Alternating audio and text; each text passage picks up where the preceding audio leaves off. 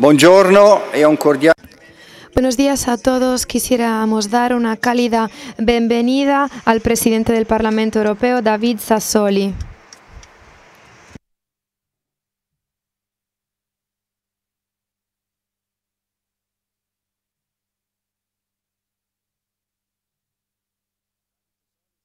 David Sassoli ha sido elegido en su tercer mandato al Parlamento Europeo como presidente número 16 después de Antonio Tajani. Digo presidente número 16 porque se trata de una institución bastante joven, pero ya con una historia muy importante. Durante la campaña electoral se ha debatido mucho y muchas veces de forma también conflictual acerca de la responsabilidad democrática, social, económica. Al final, los euroescépticos no alcanzaron los resultados que esperaban. Aún así, esta es una razón más para que los parlamentarios que están interesados en Europa pueden comprometerse con compromiso, determinación, dedicación y pasión para encarar los problemas que tenemos en Europa entre los ciudadanos, como por ejemplo inquietud, miedo, esperanza. Usted ha afirmado en una declaración reciente que prevé una legislatura, un gobierno político y pragmático, obligado a dar respuestas tangibles a los problemas de la solidaridad, de la migración y de la cohesión social y del Estado de Derecho.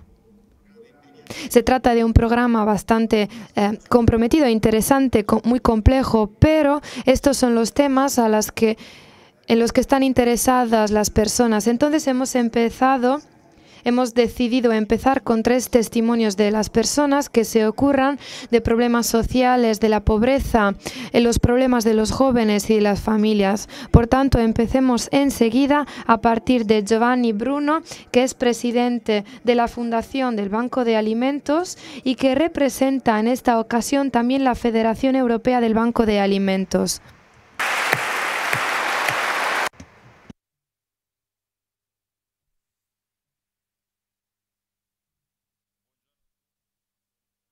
Buenos días a todos, autoridades, presentes, presidente. Ante todo quisiera agradecer la oportunidad que se me brinda. No solo dar las gracias a vosotros, los responsables del Banco de Alimentos, sino también a los otros 3 bancos importantes, el Banco de Medicamentos, el Informático Biomédico y finalmente el Banco Building, el de Construcción. Todos gremios que comparten nuestras lógicas, nuestras ideas, nuestro espíritu y nuestro trabajo. Me interesa mucho introducir mi ponencia a partir de una cita, de una frase que el Papa presentó el pasado 18 de mayo ante los representantes de los bancos que se adherieron a la Federación Europea de los Bancos de Alimentos durante la FEBA. Sus recientes realidades, afirma el Papa, nos llevan a las raíces de la solidaridad en Europa, porque buscan la unidad en el bien concreto. Es bueno ver lenguas, creencias, tradiciones y orientaciones diferentes, no para compartir sus propios intereses, sino para velar por la dignidad de los demás.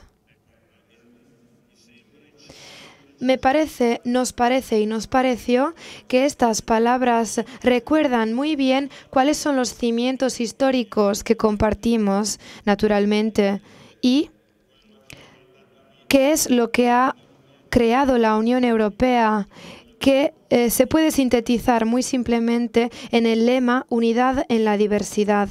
Unida en la diversidad. Aún así, esta unidad necesita ser alimentada, cebada por hechos, obras, junto con personas en condiciones de crear, ante todo, solidaridad, cohesión. En Italia, la fundación del Banco de Alimentos nace hace 30 años. Este es el año de nuestros 30 años, de nuestro cumpleaños. Y une el trabajo de 21 organizaciones locales, 21 bancos locales que, junto con la formación, representan la red Banco de Alimentos. Alguien a veces dice cosas sin sentido. En italiano se dice que dispara números al azar. Esto a veces ocurre, pero es importante también empezar a dar algunos dígitos, unos números, para explicarles de qué se trata. El año pasado, el 2018, la Fundación Banco de Alimentos distribuyó a cerca de 90.000 toneladas de alimentos a través del trabajo de 1.800 voluntarios estables que han servido, que han sido útiles y que se han puesto al servicio de cerca de 8.000 organizaciones de caridad, cualquier organización de voluntariado de Italia, con el único criterio de la necesidad. De estas 90.000 toneladas, el 40% representan el resultado del trabajo, del esfuerzo y de la recuperación de alimentos que de otra manera habrían sido tirados, desperdiciados. Entonces eran demasiados y por eso se habían convertido en algo que es desperdicio. Entonces el trabajo del banco ha ayudado a devolver el valor a aquello que para el mercado parecía no tener sentido, no tener importancia, que habría sido tirado. Y también, sobre todo, ha sido útil para alimentar no solo el cuerpo, sino también la esperanza de vida de numerosas personas en condiciones de pobreza. Por eso, todo ello, para mí, ha desempeñado una importancia fundamental si pensamos en el concepto de economía circular, que consiste en devolverle valor a aquello que nos parecería ser perdido o desperdiciado. De la misma manera, también la Federación Europea de los Bancos de Alimentos ha distribuido comida a más de 9 millones de personas a nivel europeo. La Fundación Banco de Alimentos se adhiere desde el principio, desde los años 90, en 1989, se adhiere a la Federación Europea. Esta Federación Europea está caracterizada por 421 bancos alimentarios de alimentos de 29 países. 23 son los Estados miembros de la Unión Europea y se trata de 29 países en total. La mayoría, o mejor, el 50% para Italia, el 21% es el total de los países de la Federación que distribuye. De todo lo que se distribuye, ¿quién necesita? Todo viene de los fondos europeos que contribuyen a la ayuda para alimentar a los ciudadanos. En Europa, 45.000 organizaciones sin ánimo de lucro y 32.000 ciudadanos europeos trabajan de forma conjunta, colaboran de forma voluntaria para conseguir todo ello. Pero todo este trabajo no es suficiente, no fue suficiente y no basta para alcanzar todos los necesitados, ya que se trata de 33 millones de ciudadanos europeos en condiciones de necesidad. Las continuas crisis afectaron en estos años de forma muy grave a muchas personas, aquellos que yo llamo los pobres que viven al lado de nuestra casa, ¿no? Que antes de ayer estaban felices y vivían normalmente, pero que ahora son necesitados porque quizás han perdido su puesto de trabajo. El problema no es simplemente sobrevivir, sino también vivir de forma digna. En estos años, nuestra experiencia nos ha enseñado y confirmado que trabajar para garantizar la cohesión social significa enfocarse en la persona, pero la persona no debe ser considerada como una simple célula, una simple mónada, es algo que debe ser considerado en el contexto social y que necesita recuperar el sentido de pertenencia a su comunidad. El trabajo es un trabajo conjunto que sirve para construir estrategias de largo plazo que son necesarias y que necesitan la colaboración de diferentes protagonistas en condiciones de conjugar la solidaridad con políticas sociales adecuadas, políticas laborales y de desarrollo económico. La cohesión social es la gran ocasión de desarrollo a través de la que se puede reducir las desigualdades entre los ciudadanos, como también considera la Agenda 2030 de la Unión de Naciones Unidas y los Objetivos de Desarrollo Sustentable. Pero sobre todo la ayuda alimentaria es el primer camino a recorrer. Hace algunos meses, en una entrevista en la televisión para un servicio televisado, un dirigente de una cooperativa, de una estructura de caridad de la periferia de Roma, se quejaba por la poca falta, por los pocos alimentos que recibieron. Y decían, pero queremos que vuelvan a robar, que vuelvan a empezar a robar en las casas. Esto se los digo para subrayar que es un elemento importante.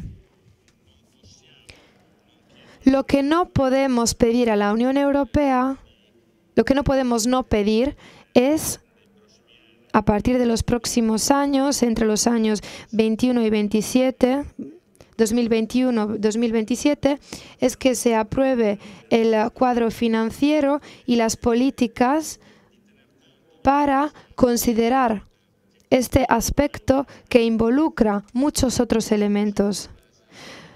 Escribió una carta recientemente y dijo que los pobres ya no pueden esperar. Si Europa no podrá hacerse cargo de ellos, significa que habremos perdido el alma, además de nuestro corazón. Reducir los recursos significa correr el riesgo de reducir este gran compromiso. Gracias. Gracias a Giovanni Bruno. Ahora quisiera pedirle a Piero Morandini, vicedirector del Movimiento por la Vida, que presente su ponencia.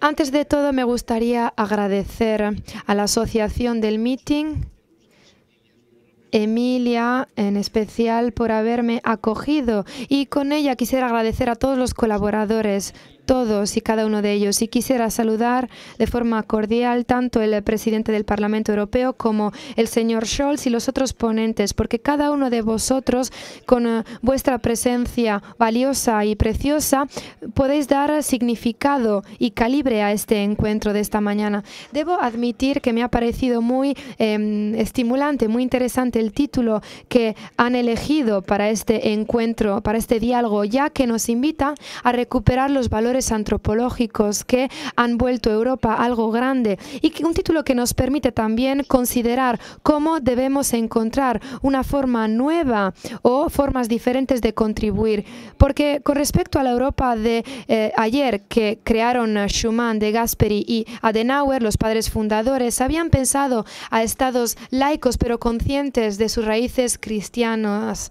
Entonces debemos considerar la identidad europea y la potencia económica. Pero con respecto a la Europa de ayer, hoy esta Europa está cambiando, porque parece que muchas veces, o mejor dicho, siempre lo principal que consideramos es el mercado, ya que vemos que hay muchísimos sectores que deberían ser liderados por los Estados miembros. Entonces es necesario, como dice el título, ayudar cada sector tiene que contribuir para que Europa pueda volver a descubrir a sí misma, encontrar sus raíces, porque Europa no es solo algo geográfico, es también una expresión de tipo cultural.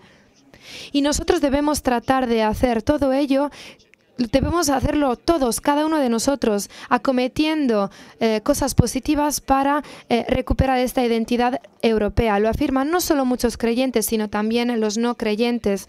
Niall Ferguson, un suizo escritor, dice que es un ateo incurable, pero dice también, es necesario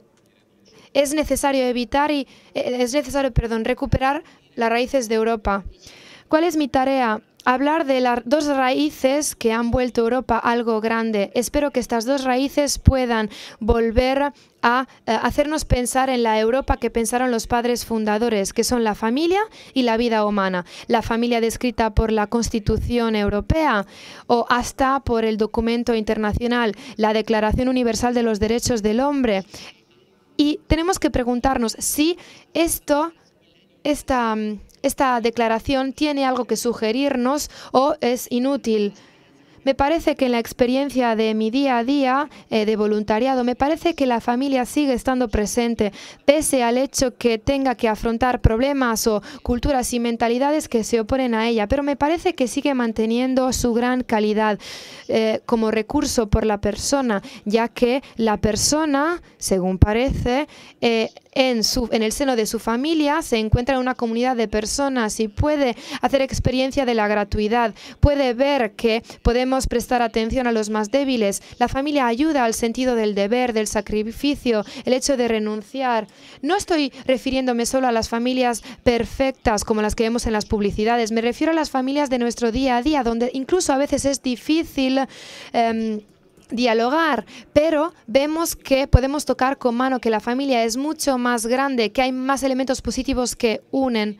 Además, la familia está abierta a la vida, a los nuevos hijos, a la educación de los hijos, y esto nos permite decir que la familia es un recurso no solo para la persona, sino también para la sociedad. Es un recurso por la persona también por otra razón, porque en la familia las personas pueden vivir las primeras experiencias, las más importantes de su vida, el nacimiento, la muerte, el amor, el sufrimiento, y la persona puede formar su personalidad, es ayudada y empieza a ser ayudada a dar respuestas a las preguntas principales que plantean las experiencias de hoy día. El hombre tiene muchísimas dudas y preguntas. La familia es también un recurso para la sociedad porque es la primera escuela que nos puede dar virtudes, valores que después se convierten en virtudes y valores sociales. Es un recurso para la sociedad porque da un aporte sustancial y original para humanizar y personalizar la sociedad. ¿Qué significa? El bienestar de la persona, de cada uno de nosotros, depende de la calidad de nuestras relaciones humanas. Entonces, la familia es el genoma. El genoma social de la familia es algo que está orientado a los bienes, a las relaciones. Esta sociedad necesita cada vez más relaciones auténticamente humanas. Por tanto, si queremos que la sociedad sea más humana, la familia debe mantener su ADN, su genoma, porque si lo cambiamos corremos muchos riesgos, tanto para los elementos, los miembros de la familia, como para el bien de la sociedad. Y esto nos ayuda también a crear un sistema. Antes hablábamos de este encuentro entre nosotros, los ponentes. Por tanto, es necesario que cada uno trabaje para crear esta cultura de la familia. Y permítanme, también tenemos que enfocarnos en las razones laicas.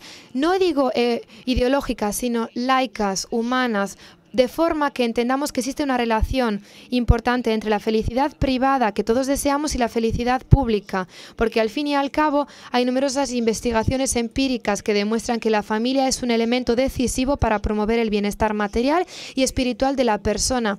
Oigan, existen muchas investigaciones que dicen es inútil quejarse de los males sociales. Claro, estos problemas existen fragmentaciones, divisiones, individualismos, problemas, disturbios, falta de acogida de la vida. Esto es justo, claro, pero es inútil quejarse si al fin y al cabo las instituciones no prestan atención a la familia, porque la familia a veces previene, evita los males sociales, o si existen estos males, estos problemas, los cura. Pensemos en todas aquellas familias que curan, que cuidan a sus hijos, aquellos padres que ayudan brindando servicios sociales primarios, como por ejemplo la acogida de alimentos, el cuidado, la atención de los enfermos, echan un cable a la sociedad. Por tanto, la familia ayuda a la sociedad. Pero ¿qué hace en cambio el Estado? ¿Qué hacen las regiones para las familias?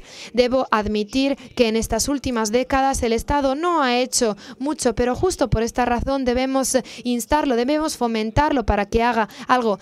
Algún ejemplo positivo ha existido. El Trentino Alto Adige en los años 90 ha creado el paquete familia. Presidente Scholz, en pocas palabras, ya invertíamos a principios de los años 90 100.000 millones de libras italianas para la familia. Invertíamos en servicios, en cheques, ayudas familiares, sobre todo familias con muchos hijos, pero no solo familias numerosas.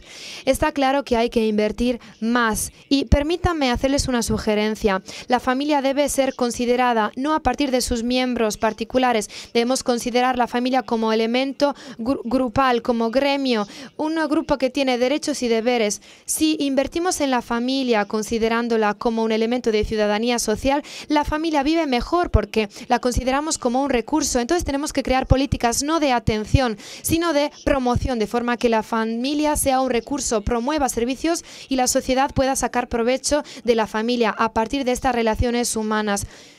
Yo no soy un economista, no sé nada de PIB, pero me gustaría que poquito a poco superábamos el problema del PIB pensando en el bien que puede brindar la familia a partir de las relaciones humanas.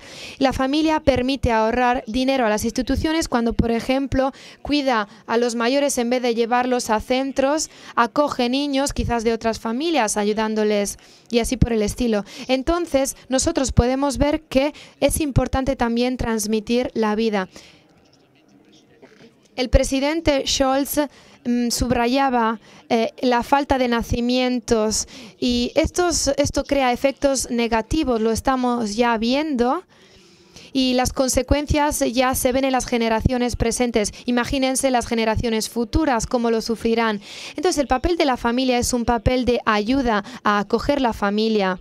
Este es otro elemento sustancial. Y aquí se me ocurre el título maravilloso que le hemos dado a este meeting. Tu nombre nació de lo que mirabas fijamente. No puedo no pensar en este momento en las muchísimas mujeres que en estos 42 años de voluntariado han entrado en los centros de ayuda para la vida. Muchísimas de las mujeres que estaban embarazadas y que sufrían problemas, estaban desesperadas, se han sentido acariciadas por una mirada. Aquella mirada con la que yo miro a la otra persona, y esto ocurre no solo en las mujeres embarazadas, esta mirada nos sugiere nuestra humanidad o nuestra falta de humanidad. Y a veces bastó con esta mirada para que la mujer acogiera a aquel hijo del que estaba embarazada. Entonces, a veces, sintiéndose acogidas, estas gestantes pueden descubrir la belleza de la maternidad. Una joven mujer el otro día hablaba, ya había acogido dos hijos y estaba embarazada del tercer hijo. 2 hijos con problemas, y esta me dio una lección muy importante. Dijo que la maternidad es un máster porque enseña a hacer las cosas mejor y necesita mejor tiempo de las demás, porque teniendo más hijos, según parece, es más fácil. Y ya me acerco a la conclusión.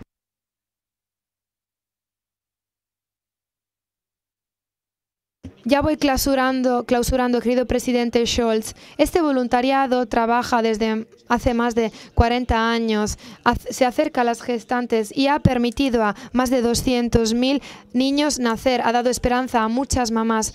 Serían muchos más estos niños si al lado de este voluntariado, que debe seguir mejorando, eso es porque es nuestra tarea, nunca podemos olvidarnos de ello, pero serían muchos más niños si también las instituciones desempeñaran su trabajo. Lo prevé también el primer artículo de nuestra Constitución, Entonces, permítanme hacer un llamamiento. Ya sé que usted, presidente Sassoli, es muy sensible a estos temas y le doy las gracias por ello. Ya sé que tiene un corazón muy grande, ya se lo he dicho en otras ocasiones, pero quisiera hacer un llamamiento a la política. He trabajado en el ámbito de la política, entonces lo he vivido en las carnes y por eso puedo decir que ocuparse de la familia y de la vida devuelve frescura a la política, vuelve a acercar las personas a la política, vuelve a dar esperanza a la sociedad, y esto es todavía más importante en nuestra época.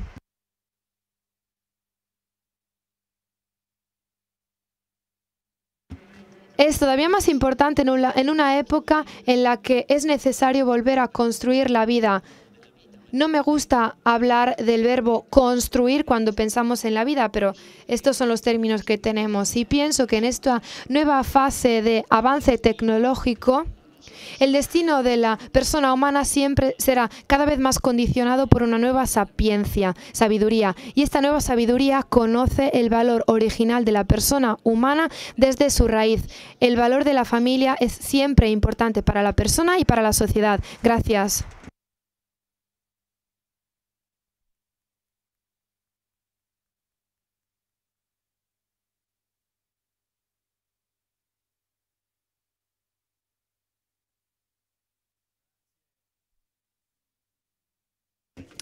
Gracias, señor Morandini. Ahora le pido a Catarina que presente su ponencia. Es el presidente de la cooperativa social El Imprevisto, que se ocupa de personas desfavorecidas y dependientes de la droga.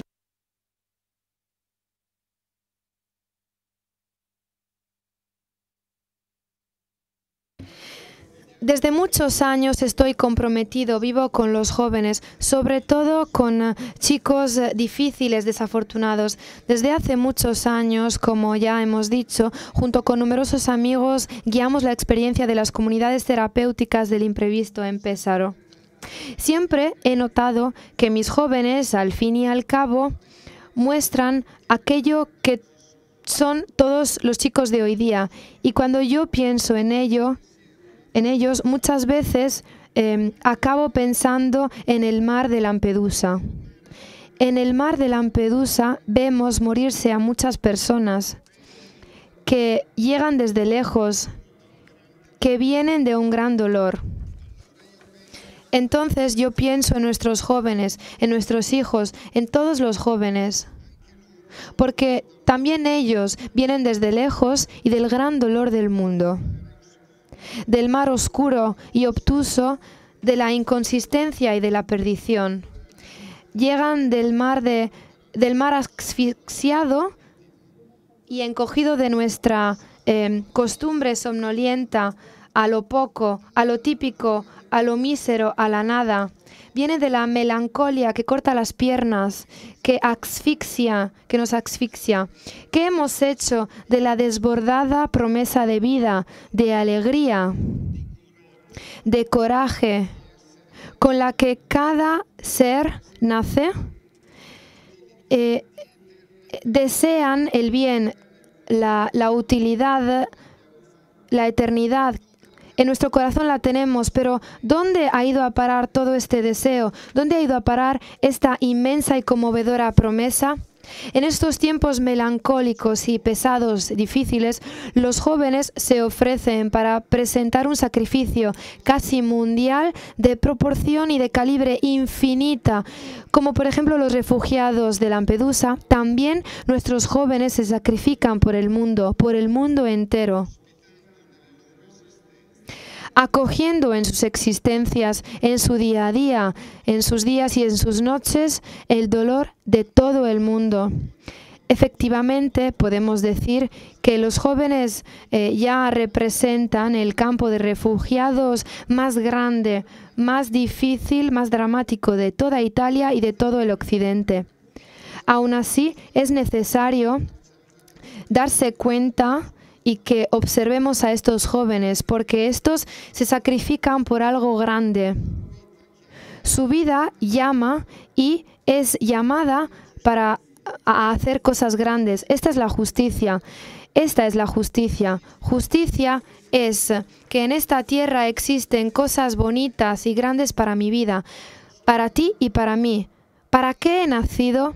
¿Existe un lugar verdaderamente grande para mí? ¿Cuál será el destino de mi vida? Estas son las preguntas que nuestros jóvenes siempre nos han planteado en nuestras comunidades. Hay muchísimos chicos jóvenes diezmados por la ferocidad de la falta de significado, de la inexactitud, la distracción, helados por el viento frío del éxito, del rendimiento, del dinero. Chicos azotados, derribados, abatidos, golpeados por la tormenta de lo inmediato, del instinto, de lo efímero. Es una guerra, es una nueva guerra. Aún así, son jóvenes bonitos, guapos, inteligentes, altos, orgullosos, curiosos. Aún así, débiles y muchas veces son como ramitas trágicas, descompuestas en los escombros desordenados y ensangrentados de nuestra vida civil, de nuestras ciudades. Porque sí, eso es la parte más afectada, son los jóvenes, los chicos, los pequeños. La ruina peor, la más profunda, es misteriosamente reservada a los jóvenes. Vemos una destrucción, un desierto que crece, que avanza, y esta emergencia educativa debe llevarnos a un rescate, a una batalla grande, larga y comprometida en contra de esta insustentable debilidad psicológica, más mediática, existencial, que ha recaído en especial en los inermes, los débiles, los indefensos. Se ha abatido en las familias, destruyéndolas cada vez más, volviendo a los hijos huérfanos, hijos sin padres ni madres, que aun teniendo los padres presentes, no les quedaba nada, eran chicos vencidos. Entonces, no la gran política, la finanza, la diplomacia, la economía, las casas, nada de todo ello es importante, tampoco las industrias. Es el corazón del hombre que cuenta, su alma. Son importantes las infinitas preguntas que laten, gritan dentro del corazón de los chicos, la infinita necesidad de vida que cada vez más detona en el corazón de los jóvenes. Se necesita a personas adultas, a padres, profesores que tienen un corazón grande, capaces de acoger, de ser misericordiosos. En pocas palabras, es necesaria la educación, una grande y nueva obra educativa fuerte, una capacidad educativa renovada para todo el pueblo y toda la sociedad. Porque de no ser así, los jóvenes se seguirán pensando que siempre tienen razón los más fuertes. Efectivamente, sus vidas se basan en esta lógica, porque piensan que la vida es una cuestión de poder, de éxito, de conseguir algo. Porque piensan que el guardián del mundo es el mal, que al fin y al cabo el verdadero ganador será el mal. Piensan que no es posible cambiar las cosas, que no es posible ayudarse o quererse los unos a los otros. Entonces es una forma de paganismo nueva, grave. No, es necesaria la comunidad, una aldea, como dice Papa Francisco. Es necesaria la educación, la respuesta al misterio del sufrimiento, a la condición de perdición, al vacío existencial del que tanto se habla. Y no es una explicación la respuesta, sino que es una presencia. No es un discurso. Entonces, ser, estar presentes, interesarse por el dolor presente en el mundo, sobre todo el dolor de los jóvenes. Decir, hacer escuchar a los jóvenes que nos interesa, que nos preocupamos. Tú, señor presidente Sassoli, tú, querido presidente, permítame dirigirme así, de esta forma cariñosa. Tú presentas, estás orgulloso de este llamamiento, de este grito para los jóvenes, hacia los jóvenes. Ese es el tesoro más grande y es importante que este valioso tesoro no sea perdido. Este valioso tesoro es importante. Seguramente es el grito más urgente que está en el corazón de cada adulto, de cada persona buena. Seguramente usted, presidente, es una persona grande, sensible, es una persona así, ¿no? Y seguramente es importante que los jóvenes sientan que su vida es importante y valiosa para los demás, que se dé cuenta de que todo alrededor de él diga, tú eres importante para mí, tú sí que cuentas, tú sí que vales, tú tienes una gran tarea, una gran responsabilidad. Qué bonito que es, qué espectáculo, qué alegría poder ver un joven que ha cambiado, que se ha vuelto a encontrar a sí mismo, que ha vuelto a nacer, porque con una persona cambiada el mundo puede ser puesto patas arriba, al revés, puede cambiar completamente, volviendo a su camino de verdad. Y todo el meollo es el valor de la persona, no es lo que somos o lo que tenemos. El valor es algo que no es nuestro aún estando dentro de nosotros.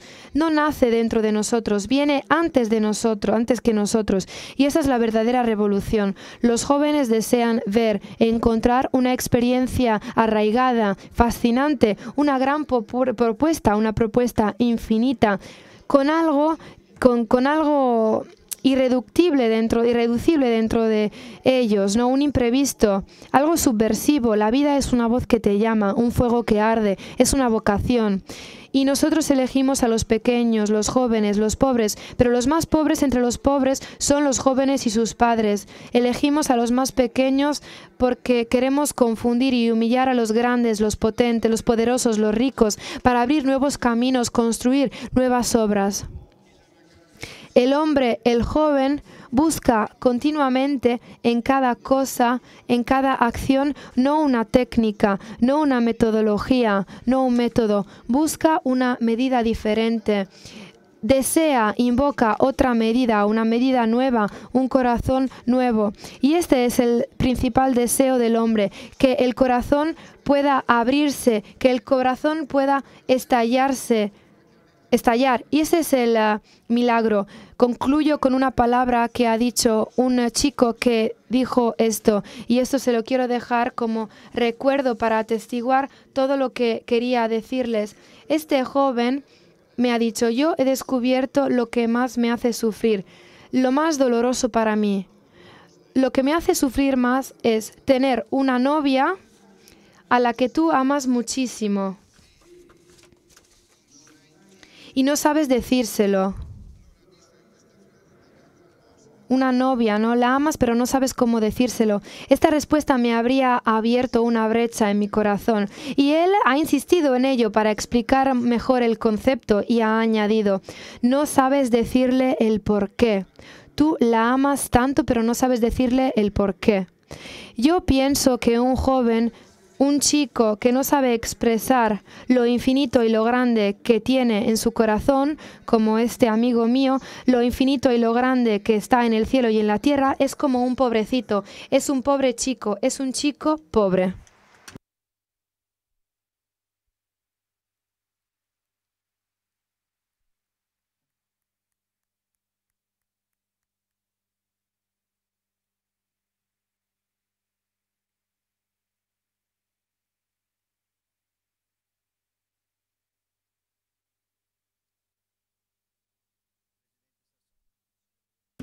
Presidente Sassoli, a usted la palabra.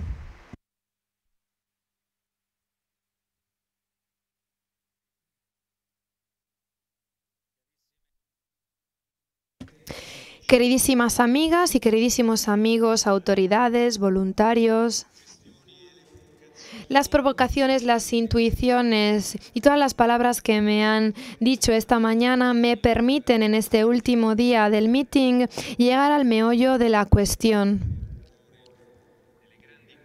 Las grandes cuestiones de nuestros tiempos presentes.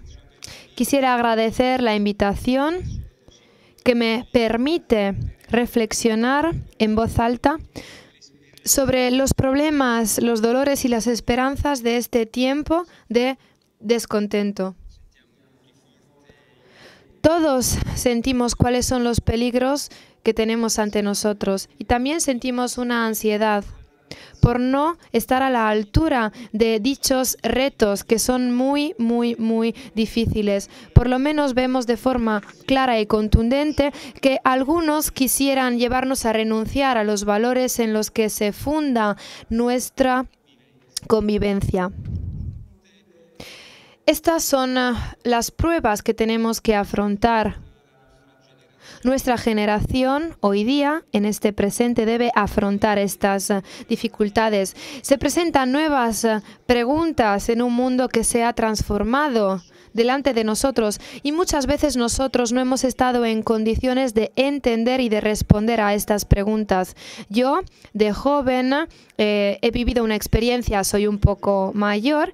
Le pregunté a Giorgio Lapira qué significaba escatología de lo profundo. Me respondió que la historia es como un océano en el que tú puedes entender el momento en el que las corrientes brotan, pero no puedes ver lo que está en el fondo, en el profundo, donde hay más realidades. Y puedes descubrir la fuerza antes de que algo se manifieste. Es la obra, el trabajo de la gran política.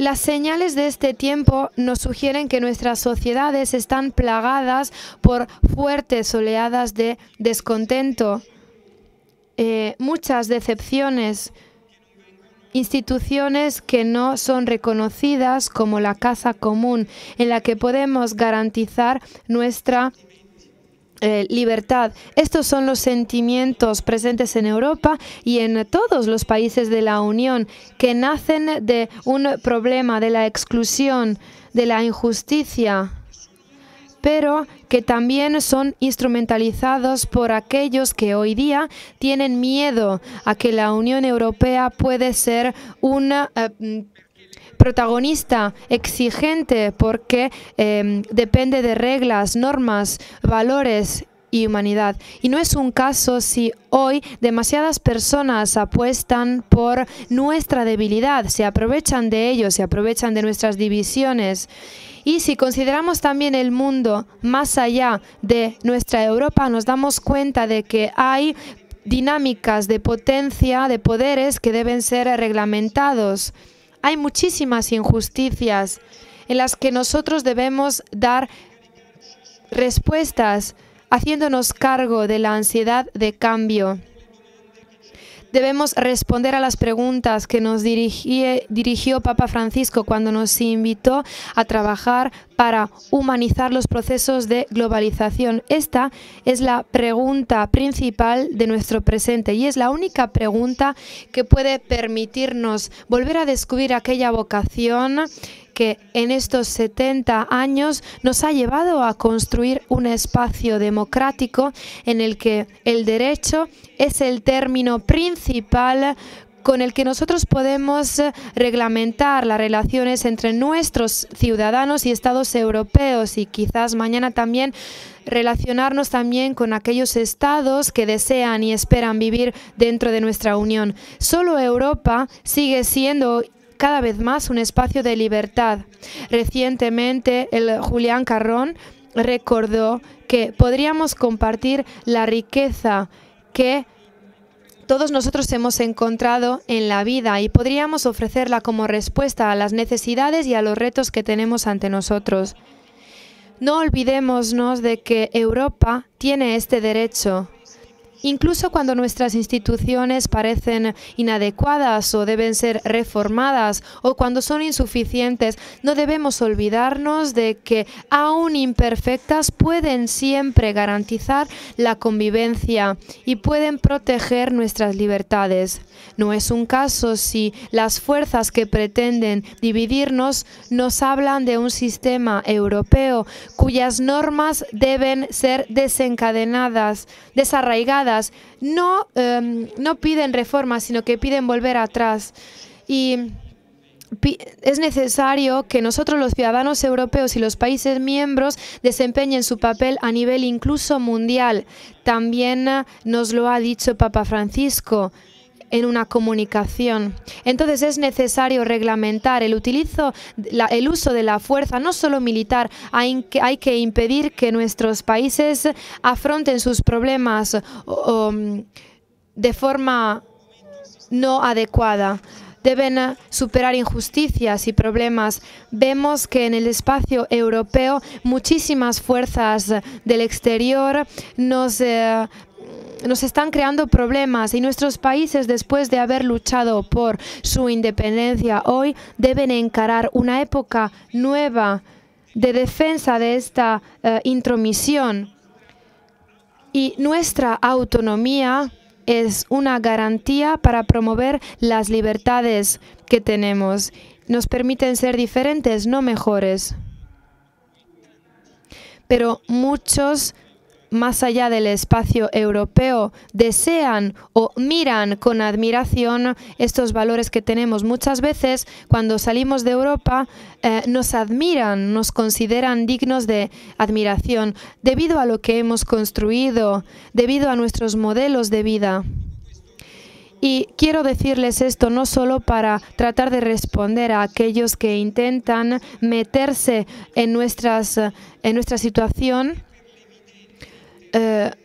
pero también porque estoy interesado en el que los países puedan desempeñar un papel protagónico en un mundo.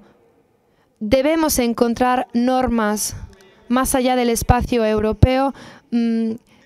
Volveremos a ser súbditos, dependientes, porque ya no seremos capaces de encararnos a cualquier prioridad. Piensen en esta probabilidad, pensemos en los problemas que tenemos, en los problemas que Italia, por ejemplo, tiene.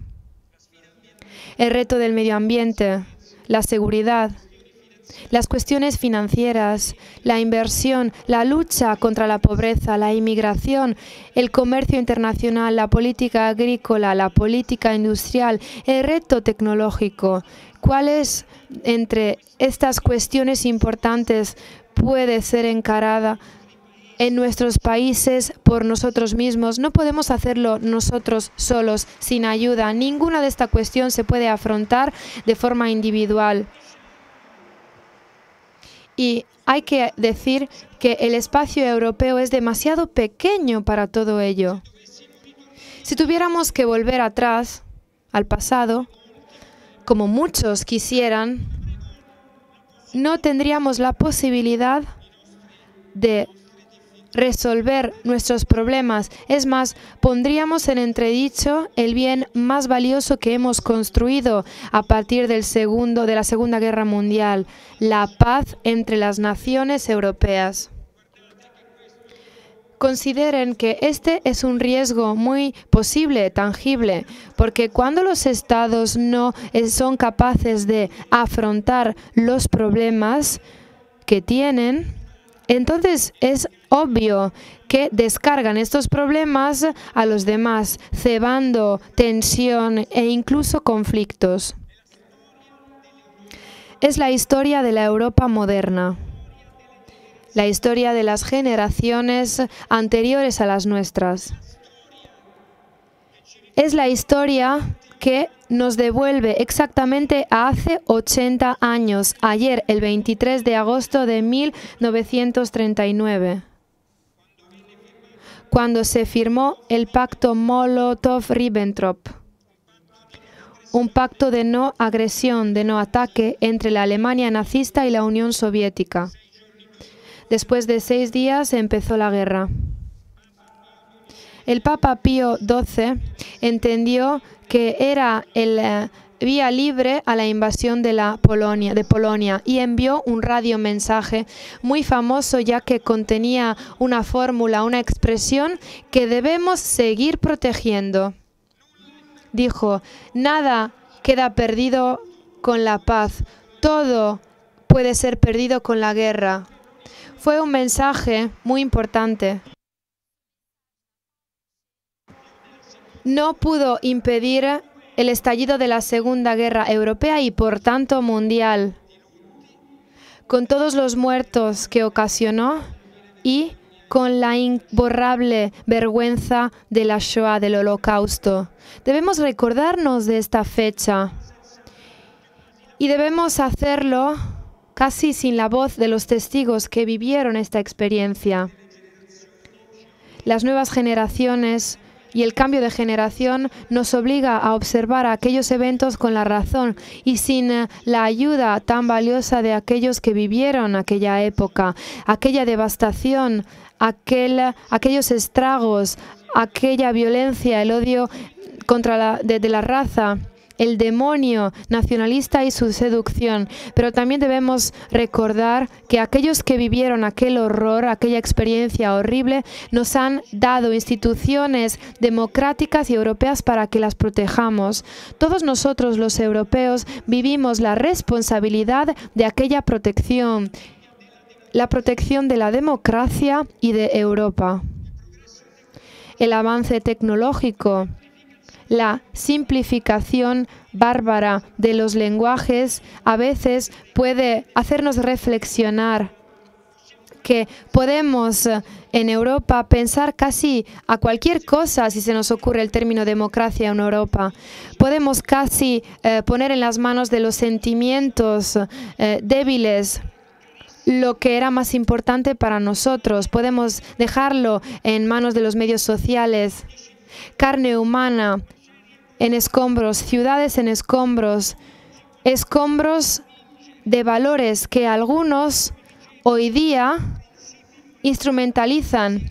En aquel entonces eran principios morales y, en cambio, delante de nosotros tenemos abismos de crueldad y de horror. Mujeres que han sido matadas en Sant'Anna, judíos vendidos a 5.000 libras en Roma, enviados a Polonia para que murieran, los rom, gitanos capturados, víctimas de bombardeos y violencias. Aquellos que incendiaron Europa también encontraron un cristianismo espiritualmente no preparado para afrontarlo todo, comprometido en la lucha contra la modernidad. La caída de los regímenes liberales se pensaba que fuera una revancha del cristianismo y no un horror. Les digo todo esto porque a mí y a ustedes nos interesa entender la lección de este siglo. Es una obra de rescate y de renacimiento. No cabe duda que será justamente el catolicismo político que deberá individuar, detectar en la democracia, en el Parlamento, los recursos para cambiar de rumbo y ponernos en seguridad. La Constitución y Europa son los términos del Renacimiento.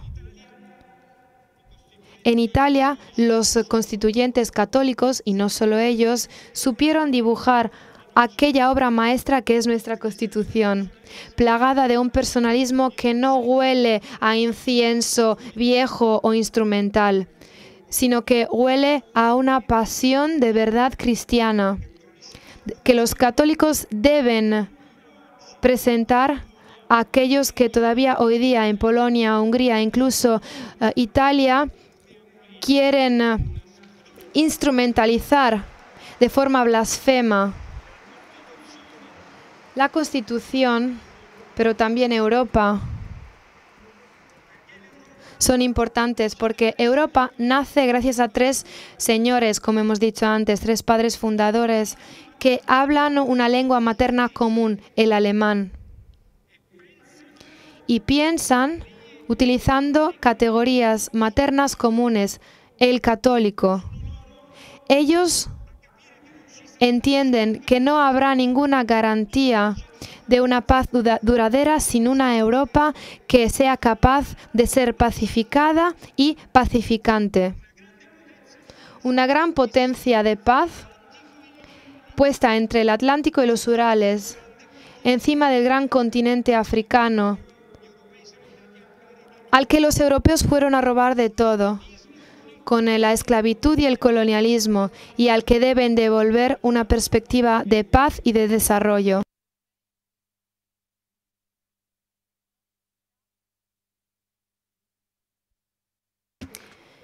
Y también hoy día los católicos desempeñan un papel sustancial para promover todo ello, ya que, escuchen bien, las derechas neonacionalistas justo apuestan por esta división, por esta dificultad. Consideren en la oleada negra soberanista, con el antisemitismo, con el racismo que han promovido. Han justo apostado por los países que tienen una tradición católica muy fuerte y se han aprovechado de la división de su catolicismo. Polonia, Hungría, Eslovaquia, Croacia, Italia han sido los territorios en los que se ha trabajado para quebrar el catolicismo, para dividir el país y para dividir Europa. Agitando fantasmas y miedos, no se ha buscado el rostro católico, que es normal, natural, obvio, o incluso el rostro conservador es también normal, es casi descontado. Han ido a buscar sectas y áreas que reivindican ser la verdadera iglesia y que se llaman, hasta en una plaza italiana, vienen a llamar para protestar delante del Papa. Y consideren que esto no es algo nuevo.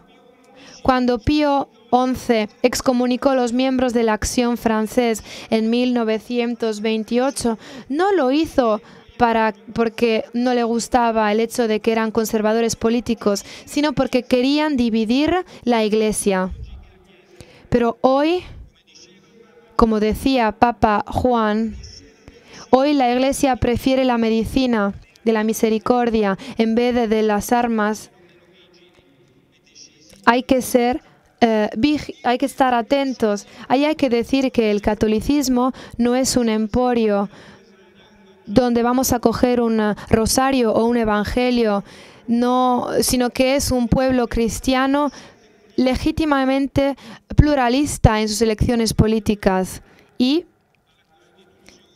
hay que ser fieles a la Constitución y hay que defender el sistema democrático, porque esta Europa no se deja dividir en este sentido. Y justamente la Constitución está llena de esta profunda experiencia cristiana y está llena del supremo principio de laicismo.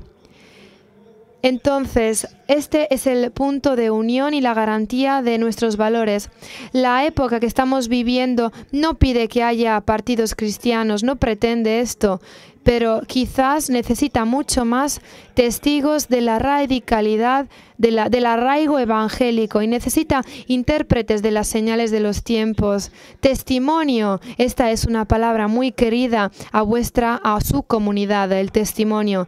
Una palabra que nos recuerda cuál es la fuerza originaria y que acompaña el camino.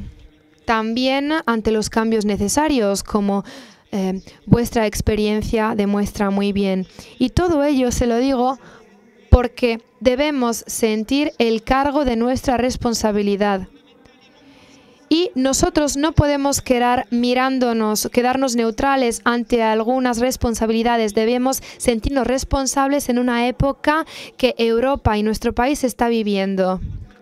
Si con todos los problemas, el trabajo y las contradicciones, un católico que aun siendo minoritario llevará a 7 millones de personas a misa, esta persona vuelve a enseñar las virtudes que la gracia permite recibir como don de Dios, y esto permite a una conciencia nueva volver a nacer de la gracia de Dios. Si todo esto ocurre, existe una esperanza para alcanzar nuevos objetivos, una participación democrática, de forma que se pueda desarrollar plenamente una personalidad. La Constitución dice que este es el bien republicano por antonomasia, la personalidad. Estos son días muy importantes, llenos de interrogantes, y debemos tener una gran confianza en la capacidad de dialogar entre nosotros. Las fuerzas políticas son útiles si el país las considera útil. La importancia de los partidos depende del hecho que se enfocan en el interés y en el compromiso por el país. Quisiera compartir las palabras que ha dicho el cardenal Bassetti acerca de la crisis y de la división que sufre nuestro país. Lo comparto enteramente, pero también quiero decirles que yo y que ustedes, todos nosotros debemos plantearnos una pregunta acerca de nuestro cargo, nuestra responsabilidad en esta crisis, porque tenemos una responsabilidad, nos pertenece y es inútil que lo neguemos. ¿Quién en nuestro país en el último cuarto de siglo, en la última cuarta parte de siglo, no se ha sentido responsable? Todos podemos ser un ejemplo. La conciencia que debemos examinar no es la conciencia de los demás, es nuestra conciencia, el trabajo que hemos hecho. El rigor ético es algo que no podemos evitar. El deber democrático es un espíritu de sacrificio, no es algo que podemos simplemente publicar en los medios sociales. Muchas veces la cultura individualista, de forma demasiado fácil, ha violado, no ha respetado los valores de la igualdad, de la humanidad, de la solidaridad, y debemos entonces hacernos un examen de conciencia, empezando a partir de ahí. Las reformas políticas y parlamentarias sí tienen sentido, pero solo si sirven para crear los cimientos para una renovación cultural que pueda afectar a todos y que pueda interesarles a todos. La máquina de la propaganda neonacionalista deja a los italianos en problemas, en apuros, en un mar de problemas. las fuerzas que han ganado las elecciones están tratando de crear un gobierno que quiere ser un punto de referencia para nuestro país. Los europeístas italianos tienen un buen punto de referencia muy sólido, muy fuerte en la alianza que se ha creado en el Parlamento Europeo y que yo pretendo reforzar. Esta deberá ser una gobernanza política con una agencia social de gran discontinuidad. Y los compromisos de la que ha hablado von der Leyen son las bases en las que construir un verdadero manifiesto para la nueva Europa. Sabemos que en estas horas de reflexión y de diálogo en Italia se pueden cambiar las cosas. Esperemos que a partir de la crisis se puedan sacar las respuestas que necesitamos. La agenda europea es un buen punto de referencia, ya que contiene objetivos ambiciosos, instrumentos y recursos adecuados para emprender el camino del desarrollo sustentable, proteger la flexibilidad en la actuación e implementación del Pacto de Estabilidad y Crecimiento, volver a dar un ímpetu a la inversión, es desarrollar una estrategia contra la pobreza, con una estrategia sobre el salario mínimo y la protección social. El nuevo gobierno italiano deberá contar con objetivos ambiciosos para promover un crecimiento sustentable, como ya dijo ayer el profesor Giovannini. Hacerse cargo del planeta, cuidarlo y cuidar también a los hombres. Y ante los desastres que hoy devastan, que hoy arrasan Siberia y Amazonía, los europeos pueden lanzar un llamamiento, pueden dar una señal. ¿Por qué no tenemos que hacerlo? ¿Por qué no podemos lanzar una campaña simbólica? Desde aquí, desde esta mañana, por ejemplo, desde el meeting de Rimini. Cada alcalde de cualquier ciudad grande o pequeña de Europa debe ser el volano, el motor de una nueva esperanza, con una pequeña acción, aunque simbólica, que seguramente no puede resolver el problema que nos pone en relación con los demás. Entonces, plantemos un árbol con el lema "Tú eres mi respiro", por ejemplo. You are my breath. Tú eres mi respiro. Instituciones y ciudadanos, personas y comunidades responsables.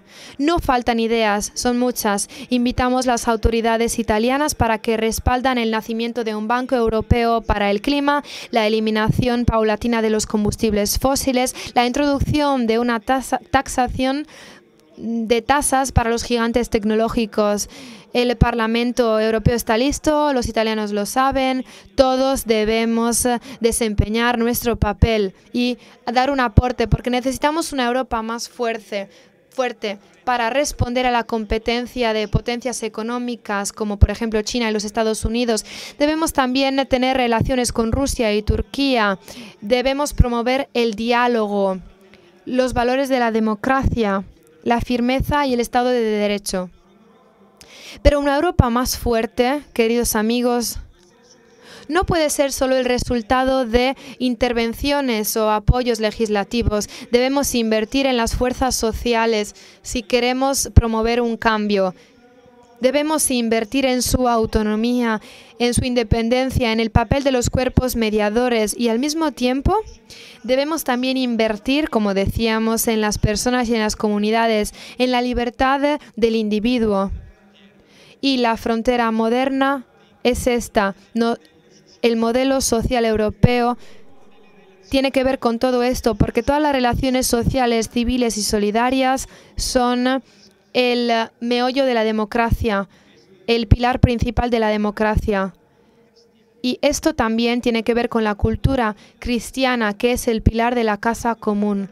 Y debemos tenerlo muy claro, porque la verticalización de los poderes económicos, financieros, geopolíticos, parece casi desalentar la autonomía y la responsabilidad social. En Bruselas hemos conseguido encontrar un diálogo en estos meses, puntos en común, y también hemos tratado de responder a las fuerzas antieuropeas, defendiéndonos de ellas. Debemos construir políticas de convergencia, porque si no, nuestra acción y los resultados son inútiles, estériles.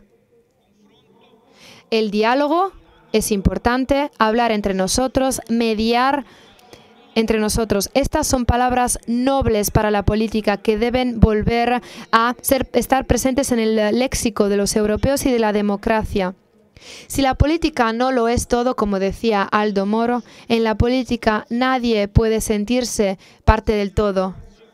Seguimos con pasión, escuchamos con pasión y con interés lo que está ocurriendo en Italia, y si se superará la crisis volveremos a recuperar un papel protagónico en Europa. Esperemos en ello. Desarrollar diálogo siempre significa volverse más ricos, enriquecerse, y debemos también considerar algo que nosotros sabemos muy bien, lo sabemos debido a nuestra sabiduría y nuestro pasado. La historia no la construimos a base de cosas no difíciles, sin obstáculos, ¿no? Siempre necesitamos algo más que entender los objetivos. Necesitamos también el diálogo. No hay que buscar alianzas que sean compromisos. Debemos concentrarnos en el estado de nuestra democracia y en las prioridades de nuestro país. Concentrarnos en las necesidades de nuestros ciudadanos.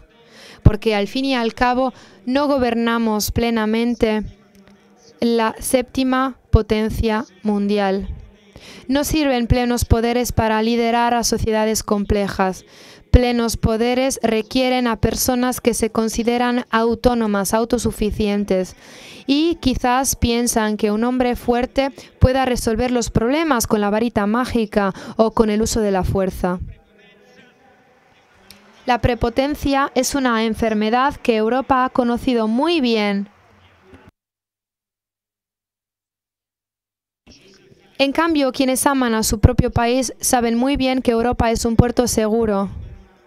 Y aquellos que aman la humanidad también saben que los puertos deben quedarse abiertos, porque no maltratando a la pobre gente podremos construir políticas para la migración. En cambio, debemos comprometernos para darles poderes a Europa, para encarar el fenómeno de la migración. Debemos comprometernos para promover una reforma de la reglamentación de Dublín que el Parlamento Europeo votó con gran mayoría y que establece que los que llegan a Italia o Malta o bien España, Grecia, llegan a Europa, y es Europa la que tiene que hacerse cargo de todos ellos. También quisiera invitar al Consejo Europeo para que vuelva a pensar en aquella reforma y aprobarla. Sueño con una Europa de la que no podemos decir que su compromiso por los derechos humanos fue su última utopía. Papa Francisco ya nos ha avisado al respecto. Europa es un espacio abierto, participado, solidario. Y nosotros lo queremos así y queremos fortalecer este espacio.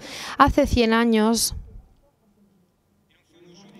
en un famoso discurso a los militares, Mussolini dijo: debemos conseguir transformar el miedo en odio. Nosotros, después de 100 años, debemos transformar el miedo en solidaridad.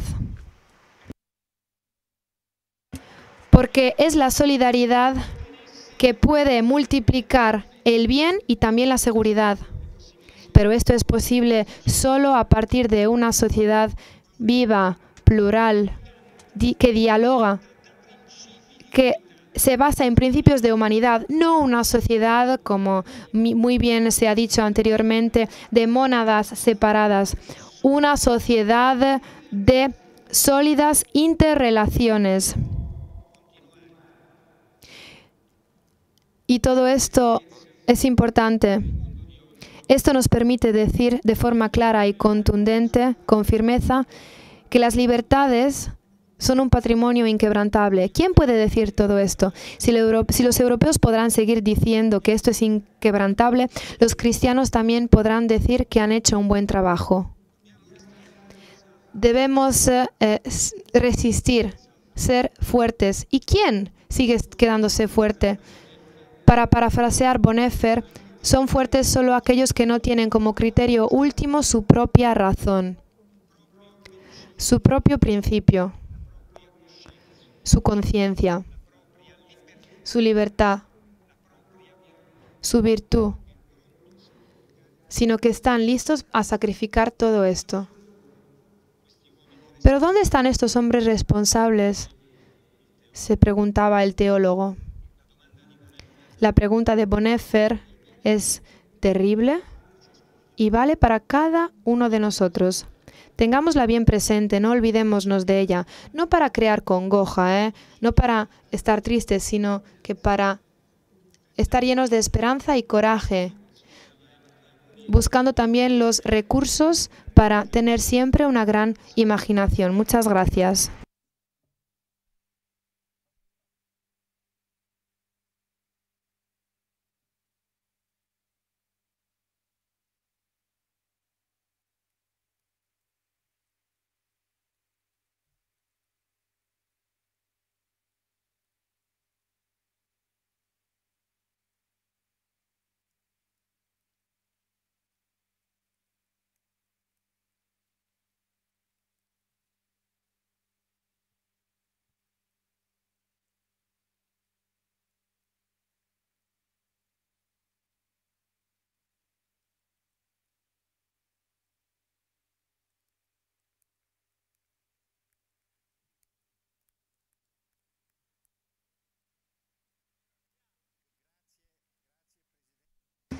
Gracias, presidente Sassoli.